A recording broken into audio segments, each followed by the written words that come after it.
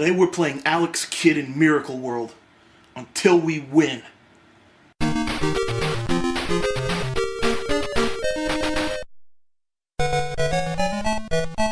Alex Kidd in Miracle World. The name doesn't exactly roll off the tongue, but if you owned a Sega Master System, this was the game you had to have. It was the Super Mario Brothers of the system. But if you were a Nintendo kid, you probably never heard of it. Released as a cartridge in 1986, Alex Kidd had a fair amount of success. From 1990 on, Alex Kidd was actually built into the newest revision of the console, the Sega Master System 2. The built-in version differs slightly, but it basically plays the same. This game is pretty hard. It falls into the classic case of, if you don't know what you're doing, you're gonna die and die and die again until you master the game and can play it blindfolded. Aside from platforming action, this game has bosses that challenge you to a game of Janken, also known in Japan as Janken Po, also known in America as Rock, Paper, Scissors. Incidentally, did you know that the World RPS Society claims that the earliest known reference to Rock, Paper, Scissors comes from somewhere in 200 BC in Japan, where it was previously known as Janken. Now, if you heard that the only way to beat bosses in this game was through a game of Rock, Paper, Scissors, and you said, wow, what a great concept, you really deserve to be punched in the skull. Alex Kidd is the defining reason why you should not leave boss battles up to chance. To be fair, it's not all chance. Most of the bosses usually follow a pattern, and once you memorize it, you can beat them pretty easily. Occasionally, however, the same boss that was always throwing down paper will suddenly start throwing scissors or rock, turning your surefire method of winning into a clusterfuck. I know I'm talking a lot about rock, paper, scissors in this video, but it really is a big problem. I mean, unless you've played it, you have no idea how painful it is to get up to a boss of a stage only to lose because, oops, you're not lucky enough. It really is a problem. Alright, enough about rock, paper, scissors, let's talk about the damn game. The controls are very basic. Left and right move you in that direction. Down makes you duck. Button 1 jumps, button 2 punches. You can't move or punch while ducking. Your punches can kill some enemies and break blocks, and the blocks can sometimes give you money. Gee, does that sound familiar to anyone else? Most of the boxes contain money, but the ones with question marks on them either contain items or a ghost that tries to kill you. The weirdest part about these boxes is that depending on the order in which you break or don't break them, it'll change what items are in which boxes. It gets really complicated, and it takes a long time to figure out what breaking each box does. And if you break a box in the wrong order, you'll just get a ghost to pop out that tries to kill you. Personally, I just skip these boxes. The game's hard enough as it is. Money's used to buy items at the store, which can be found at the beginning of most of the levels. Now, a lot of the items are very useful, however, you can complete the game without using any of the items. It just takes a lot of practice. A lot of practice.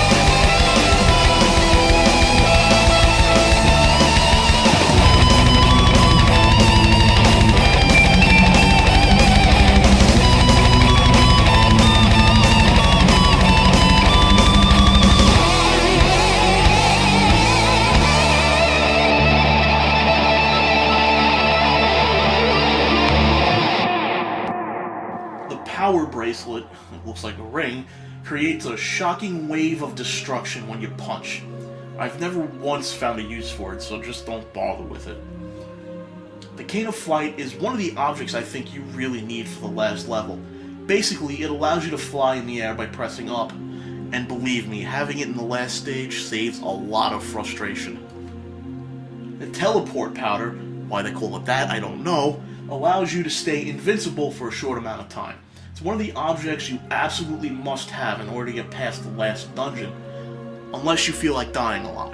I mean, hey, that's up to you. Capsule A will shoot out 8 miniature kids in the direction you're facing. It only really comes in handy with one boss, other than that you can ignore it. Capsule B creates a protective barrier that's going to shield you from some enemies. It's useless underwater and disappears after one hit, so skip it. The motorcycle seems pretty cool, but it's only useful in one stage, and that level really isn't very difficult to begin with. Plus, you'll miss a lot of money bags using the cycle, so skip it. The pedicopter is useful in a couple of stages. If you can buy it, get it, but just watch out for things above you, because if your blades touch anything, they fall off, you lose the pedicopter, and most likely you die. The idea of the game is simple. You jump around, you break bricks, and you try to get to the end of the level without dying. You get touched once, and you die. You have 2 lives and no continues. The game just reeks of classic platforming. With that being said, movement and hit detection is a bit wonky. Alex starts running at full speed and sort of glides to a stop. If you were a Mario kid, getting used to the way Alex moves is going to be a bit of a problem, especially in the later levels when you absolutely need to make pixel-perfect jumps. There are a couple of bugs in the game. The first is ducking. If you duck at just the right moment when you run, you can slide under bricks. I don't think this is what the developers had in mind when they made this game, but since there are areas you can't get to without doing the duck slide, maybe it was intentional? I don't know though, because I've never seen this move mentioned in any FAQ or walkthrough of the game, so I'm a bit confused. The second problem is that if you press pause too many times, it'll actually crash the Sega Master System. Ouch. Now if you're playing on an emulator like I am, I'm using MES, it shouldn't be too much of a problem, but for those of you who are actually popping the cart into the system, just be aware. Now much like my Kentaru video, I'm not going to explain every level in this game in great detail, mostly because Alex Kidd has 30 levels. Plus, each screen usually has some sort of weird platforming trick that you have to learn about before you can advance to the next stage. So, I could really explain those until I was blue in the face. However, you really need to play them in order to understand what I'm saying. Here's the most helpful advice I can give you in this game. For starters, money is really important in this game. At first, I was just ignoring the money and going through the platform levels like it was no big deal, but it turns out money can actually buy continues. Yeah, who knew, right? Well, here's how it works. When you die and you get the game over screen, before the end music finishes playing, you hold up and you tap the 2 button 8 times. You'll enter continue mode if you have $400. I guess, I don't know what they are. I mean, you could call them fish sticks if you want to. You absolutely have to get the telepathy ball, because it lets you see what your opponent is thinking. And that is a godsend in rock, paper, scissors. Oh, God. Now, the first time you can get this ball is in the Fire Cave, or what I like to call the Fire Cave. I'm sure it has a real name, but who cares, right? Anyway, there's this little section where you'll see a drop down into a lava pit, and off to the side is a ball, a crystal ball, and a money bag. All you have to do is smack the skull block, let it shake you around for a few seconds, and then drop down. You can drop in and grab the telepathy ball. Grab that ball, you walk over to the side, the wall opens up, and now for the rest of the game, you'll be able to see what your opponents are thinking in Janken.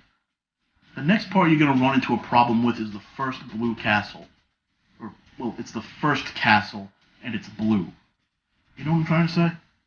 Anyway, the first room you run into, there are spikes falling from the ceiling, and there's an easy trick to getting past this level. All you have to do is hold down the right button and let Alex just simply run underneath him. That's it.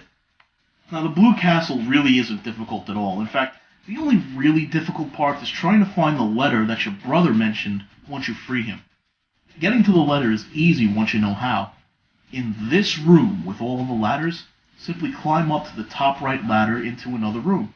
Jump across the spikes, and then jump up to the letter. If you don't get the letter, this asshole won't give you the tablet that you need in order to finish the final sequence of the game. Yeah, I learned that the hard way. Now, between the first castle and the last castle, there really isn't much to say. I mean, what else do you want me to tell you besides jump between the platforms and don't die? So really, just jump between the platforms and don't die, and then get up to the last castle. And this place is a royal pain in the ass. Now, there are actually two paths in this castle you can take. One path is pretty easy if you have enough foresight, and the other path... What the hell is that? Good God, I think the game just told me to go fuck myself. Really, that's the biggest sticking point of this game, is this room. I literally must have went through 100 continues trying to get past this, trying to get footage of me actually doing it, just swimming through it. But you have to be Jesus Christ in order to do this. I've done this once, one time, when the fucking thing wasn't recording. The worst part is, the invincibility powder doesn't work underwater. Assholes. Now, I said there were two paths, but that's kind of a lie. Really, there's a path and a shortcut, and believe me, you'll want to take the shortcut. In this room, activate the flying cane and go up the ladder. You'll just have bypassed everything that I just bitched about. Go up to the top of the screen, head to the right, and activate your invincibility powder. From there, jump through the frog and jump through the fire. This guy is a pain in the ass. If you don't have the telepathy ball, you're screwed. Even if you do have the telepathy ball, he's almost impossible because he constantly changes his mind. He's like a little kid trying to decide if he wants chocolate or chocolate swirl. But eventually you'll beat him. It just takes some time and some practice, like everything in this game. After you beat him at Janken, he's going to start shooting these zigzagging bullets at you. Dodge the bullets and get in close.